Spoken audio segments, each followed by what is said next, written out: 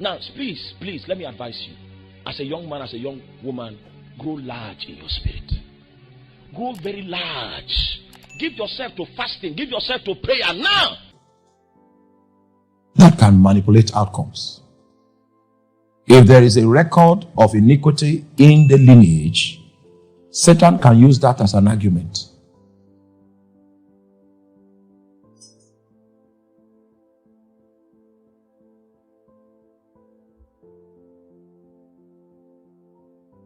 Are you there? All right. Oh, my time is gone. So let's stop here and pray. We'll continue tomorrow. But you know what Sunday is about? Sunday we want to pray and then take care of some matters and allow God to bring about an intervention. It's not just to teach. We'll give a sufficient opportunity to exercise our spirit, and then we'll be able to pick up things that are shifting in the realm of the spirit on Sundays during our lectures in this season of praying and fasting. Before I round up, number 3, your own personal commitment to sin can become a platform that Satan can use to manipulate your destiny. Zechariah chapter 3, verse 1. Zechariah chapter 3, verse 1. And he showed me Joshua the high priest standing before the angel of the Lord, and Satan standing at his right hand to resist him. And the Lord said unto Satan, the Lord rebuke thee, O Satan, even the Lord that has chosen Jerusalem rebuke thee. Is not this a brand plucked out of the fire?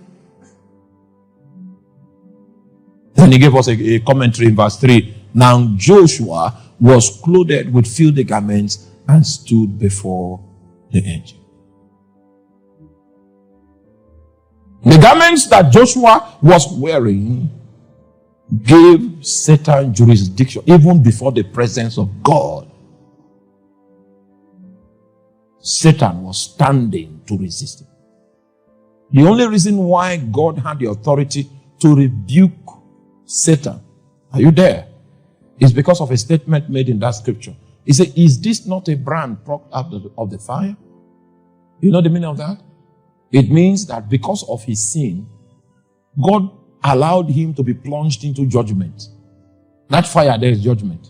So he had finished the requirement of judgment. That is why God is in his own right to rebuke. You can no longer resist him because he has survived the judgment that is due for the trespass that he committed. The Lord rebuked thee, O Satan.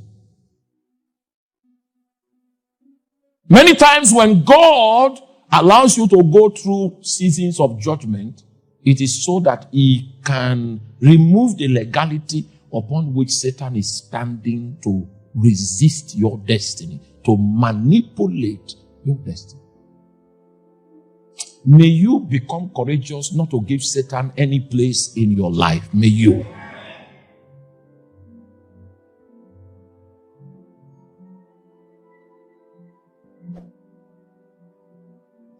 No matter how sin is presented to you, may you find courage. May you find that courage to break loose, because Satan is seeking an occasion to resist your destiny.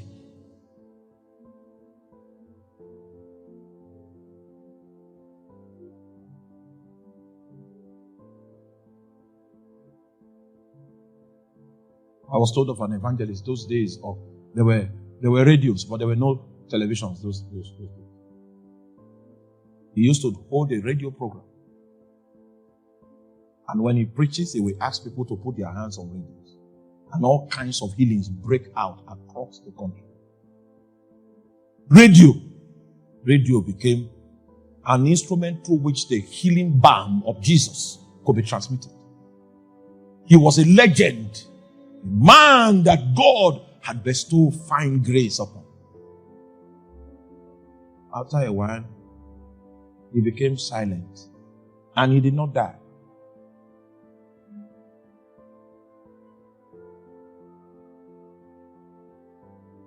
Someone was there when he was confessing that his spiritual sap has been drained by women. He had sap. It was drained. Satan was standing to resist him.